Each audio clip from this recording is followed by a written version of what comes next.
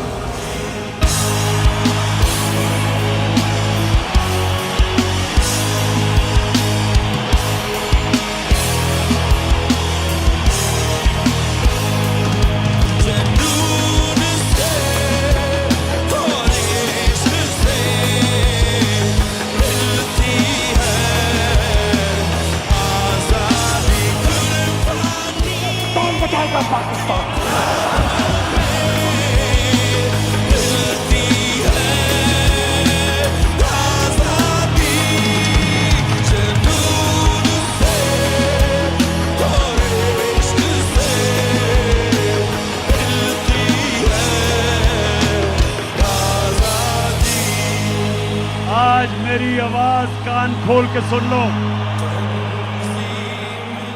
जो मर्जी आप कर लो, तुम इस कौम को नहीं रोक सकते।